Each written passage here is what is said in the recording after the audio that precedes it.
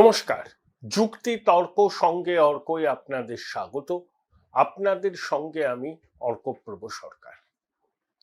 Supreme কোর্টে খুব তাৎপর্যপূর্ণ একটা ঘটনা ঘটেছে 17ই ফেব্রুয়ারি, এবং এই খবরটা সেভাবে কিন্তু আলোচনা হয়নি, কিন্তু আমার মনে হয় খবরটার তাৎপর্য অপরিসীম। সুপ্রিম কোর্টে মাননীয় বিচারপতি বিক্রম নাথের ইজলাসে ইডির পক্ষে অ্যাডিশনাল সলিসিটর জেনারেল এস.ভি. রাজু সওয়াল করেছিলেন ওই কয়লা পাচার মামলায়, যেখানে কয়লা পাচার মামলার কিংপিন হিসাবে আমরা অনুপ মাঝি ওরফে লালার কথা জানি। লালাই মাথা, তাকে ঘিরে একটা চক্র আবর্তিত হতো। সেই চক্র এখনো পুরোটা বন্ধ হয়েছে তা নয়।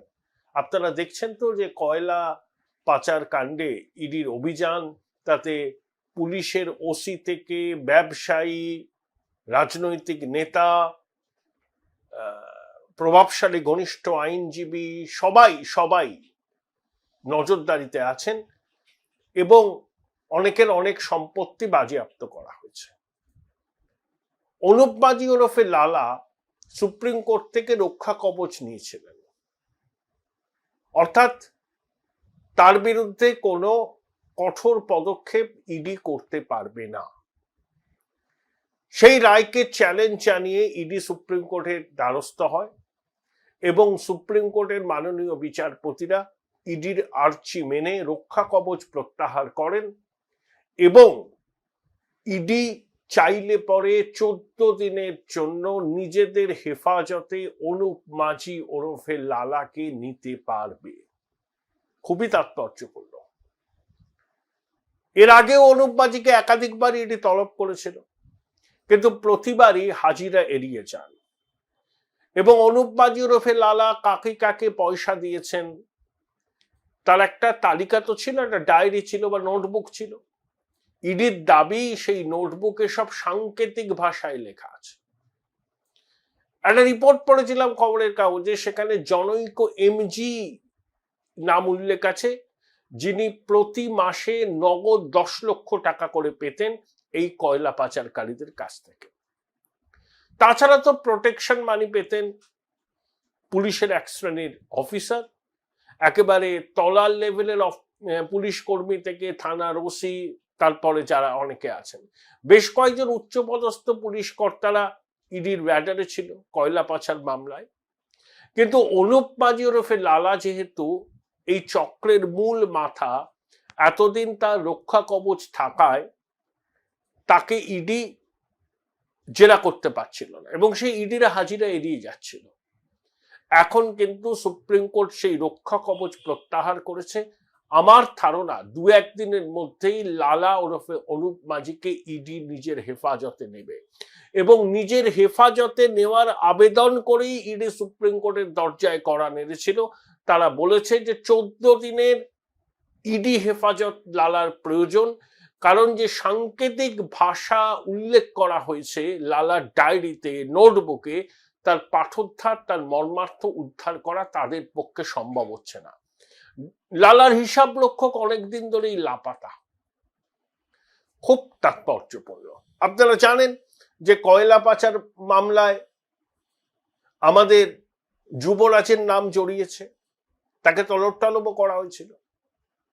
কিন্তু দেখুন, আপনাকে আদালত গ্রাহ্য নথি প্রমাণ পেশ করতে হবে। হাওয়ায় কিছু ভাসিয়ে দিলাম, সংবাদপত্রে কিছু খবর প্রকাশ হলো, সে কিন্তু আইনের চোখে সেসব টেকে না, সেটা ইডিও জানে।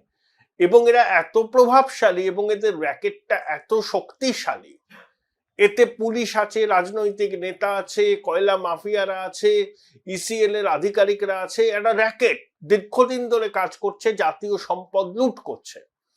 ইডির অভিযানের পর এখন ঝাড়খণ্ড থেকে লরি আসে, প্রতিটা লরিতে,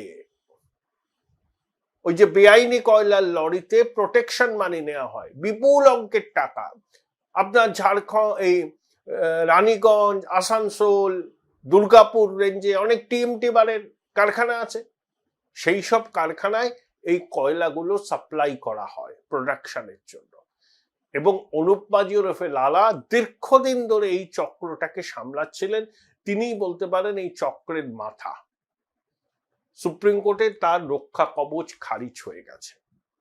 এখন অনুপ মাঝি এবং লালাকে নিয়ে রাজ্যবাসীর কি আগ্রহ থাকতে পারে? এরকম তো কতই লালা আছে, তার রক্ষা কবচ বাতিল হলো, তাতে কার কি এসে যায়? অবশ্যই এসে যায়। লালার এই সাম্রাজ্যের পত্তন করতে যারা সহায়তা করেছিল তারা প্রভাবশালী আমলা, পুলিশ এবং প্রভাবশালী যুবরাজ, এবং শোনা যায় যুবরাজ ঘনিষ্ঠ এক আইনজীবী, যে আইনজীবী কোনোদিন কোনো আদালতে প্র্যাকটিস করেছেন বলে শোনা যায় না। কেউ অন্তত আমাকে বলেননি যে সেই আইনজীবী কোনো আদালতে উকিলের পোশাক পরে সওয়াল করেছেন। কিন্তু তিনি যেহেতু যুবরাজের অত্যন্ত ঘনিষ্ঠ এবং কার্যত অনেকটাই যুবরাজের নানাবিধ কর্মকাণ্ডকে নিয়ন্ত্রণ করেন বকলমে, তিনি যে পালের গোদা এটা নিয়ে কারুর মনে কোনো সংশয় নেই, ইডির মনেও নেই। কিন্তু ওই বললাম, আদালত গ্রাহ্য প্রমাণ দরকার। আপনি অনেক কিছু মনে করতে পারেন, অনেক কিছু ভাবতে পারেন, কল্পনার ফানুস ওড়াতে পারেন, সাধারণ মানুষ বলতে পারে সব সেটিং, কিছু করছে না ইডি, সব প্রমাণ থাকা সত্ত্বেও আপনারা জানলেন কি করে, বা আমিও বা জানলাম কি করে যে সব প্রমাণ আছে? প্রমাণ থাকা এবং আদালত গ্রাহ্য প্রমাণ, এই দুটোর মধ্যে আসমান জমিন ফারাক। এই দুর্বৃত্তরা কাকে কাকে টাকা দিয়েছে তা সব নোট করে লেখা আছে, অবশ্যই লেখা আছে, কোনো সন্দেহ নেই। কিন্তু সাংকেতিক ভাষায় লেখা আছে, সেটা ইডি তার মর্মার্থ উদ্ধার করতে পারছে না। যে উদ্ধার করতে পারত সেই হিসাব রক্ষক সে লাপাতা অনেকদিন ধরে, লালা তদন্তে সহযোগিতা করছে না। তাই লালার রক্ষা কবচ বাতিলের আবেদন করেছিল ইডি, সুপ্রিম কোর্ট সেটা মঞ্জুর করেছে। আমার ধারণা 2-1 দিনের মধ্যেই লালাকে ইডি তাদের হেফাজতে নেবে। নির্বাচনের ঢাকে কাঠি পড়ে গেছে, এই সময় যদি ইডির হেফাজতে লালা চলে যায় এবং লালার ডায়েরির সাংকেতিক শব্দবন্ধের পাঠোদ্ধার করতে ইডি যদি সমর্থ হয় লালার সক্রিয় সহযোগিতায়, আমরা আশা করি লালা সহযোগিতা করবেন। সহযোগিতা না করলে বাকিটা ইডি বুঝে নেবে। কিন্তু একবার ইডির হেফাজতে লালা চলে গেলে সেটা কিন্তু প্রভাবশালী যুবরাজ, তার ঘনিষ্ঠ আইনজীবী, অনেক পুলিশ কর্তা, অনেক রাজনৈতিক ব্যক্তিত্বের পক্ষে অত্যন্ত দুশ্চিন্তার কারণ। এতদিন তথ্য প্রমাণের অভাবে আইনের ফাঁক বলে তারা বেরিয়ে গেছিলেন, তর্জনী উঁচিয়ে চ্যালেঞ্জ করছিলেন, কিন্তু আদালতে তথ্য এবং প্রমাণ আদালত গ্রাহ্য পেশ করতে পারলে সেটা কিন্তু তাদের পক্ষে করা সম্ভব হবে না। এবং সময়টা লক্ষ্য করুন, ক্রোনোলজি সমাজিয়ে এসআইআর এর চূড়ান্ত ভোটার তালিকা প্রকাশ আর কিছুদিনের মধ্যেই এক্সপেক্টেড, আমি জানি না আবার পিছবে কিনা। কিছুদিন বাদেই নির্বাচনের নির্ঘণ্ট ঘোষণা হবে। রাজ্য এখন ইলেকশন মোডে চলে গেছে, সমস্ত রাজনৈতিক দল সরকারি কাজকর্ম কার্যত শিখে রাজ্য প্রশাসনের উপর প্রবল চাপ দিয়েছে নির্বাচন কমিশন। এই আবহে লালার রক্ষা কবচ বাতিল, তার যদি ইডি হেফাজত হয়, সেটা রাজ্য রাজনীতির ক্ষেত্রে খুব তাৎপর্যপূর্ণ ঘটনা, খুব তাৎপর্যপূর্ণ ঘটনা। এবং আমার ধারণা নির্বাচনের আগে এটা একটা বড় অস্ত্র হতে চলেছে বিরোধীদের, এবং বাংলার বিধানসভা নির্বাচনের প্রচারের অভিমুক্ত দুর্নীতি একটা বড় ইস্যু। কয়লা পাচার, গরু পাচার, চাকরি দুর্নীতি, প্রাথমিকে দুর্নীতি, পুরনিয়োগ দুর্নীতি, এরকম দুর্নীতির হরেকরম্বা আছে। সেই দুর্নীতির রহস্য কিছুটা হলেও উন্মোচন হবে। আমি বলছি না যে লালা ইডির হেফাজতে যাবেন, সর্বতভাবে সহযোগিতা করবেন, আমি আদৌ এক্সপেক্ট করছি না। কিন্তু অনেকটা তাকে বাগে আনা সম্ভব হবে ইডির আধিকারিকদের। নিজের হেফাজতে রেখে যদি জেরা করা হয় এবং সামনে যদি নথি দেখানো হয়, ওই যে ডায়েরির কথা বলা হচ্ছে, সেই ডায়েরি যদি লালার সামনে রাখা হয় এবং বলা হয় যে এগুলো কি, এই এন্ট্রিগুলো কি, আমরা বুঝতে পারছি না, আপনিই জানেন, আপনিই তো দিয়েছেন, আপনার কাছে থেকেই তো উদ্ধার হয়েছে এই ডায়েরি, আপনাকে এটা বলতে হবে। ইডির গোয়েন্দাদের জেরার মুখে স্নায়ু ধরে রাখা অতটা সহজ নয়, এবং লালাও কিন্তু চাইবেন নিস্তার পেতে। কারণ এই ধরনের দুর্বৃত্তরা যখন বিপদে পড়েন, প্রভাবশালীরা তাদের সমর্থন করেন যখন সবকিছু ঠিকঠাক চলছে, যখন এভরিথিং ইজ হাঙ্কি ডোরি, তখন তারা এইসব লালা মালা এদের পাশে থাকেন। যখন এরা বিপদে পড়েন, প্রভাবশালীরা বলেন আমি চিনি না, জানি না কে লালা।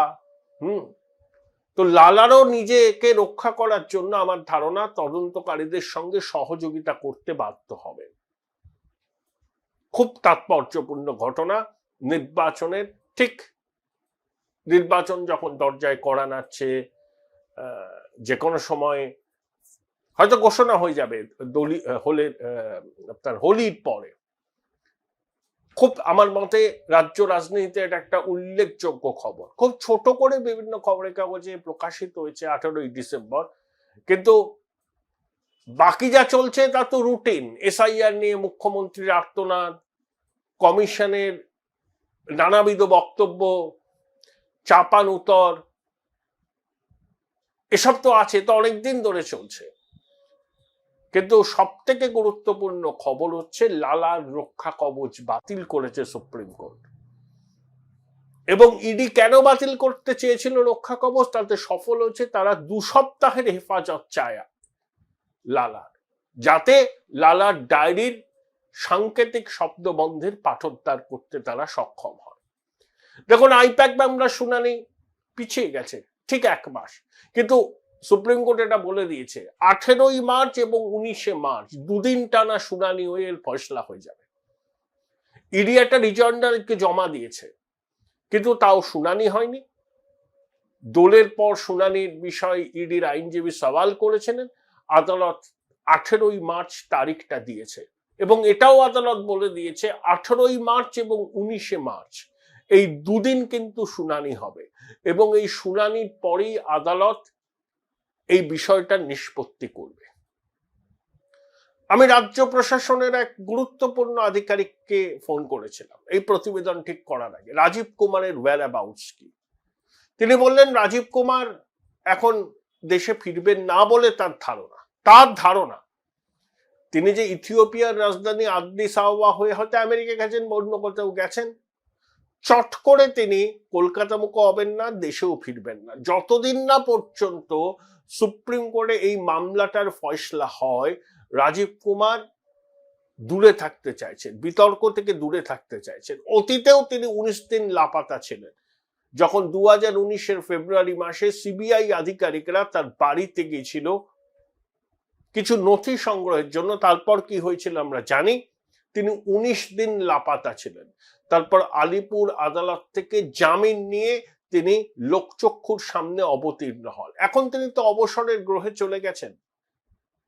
সেই ভদ্রলোক আমাকে বললেন রাজীব এইভাবে চলে যাচ্ছে, এটা আমরা কেউ ঘুণাক্ষরেও জানতাম না। হয়তো ফিরে আসার পর যদি এই সরকার আবার কামব্যাক করে রাজীব কুমার, তাহলে হয়তো আবার কোন উপদেষ্টার পদে আসীন হবে। কিন্তু যদি এই সরকার কামব্যাক না করে, তাহলে জানি না রাজীব কুমার কি করবেন। কিন্তু আপাতত তিনি দেশে ফিরছেন না বলেই মনে করছে তথ্যভিজ্ঞ মহল। আপনাদের আবার জানিয়ে রাখি, সহায়তা করার জন্য যেভাবে আপনারা আমাকে সাহায্য করছেন আমি কৃতজ্ঞ। চ্যানেলটি সাবস্ক্রাইব করুন এবং থ্যাঙ্কস বাটনে ক্লিক করলে আপনাদের সহায়তা আমার কাছে পৌঁছে যাবে। Join Indian Institute of Hotel Management now. Right choice, right decision.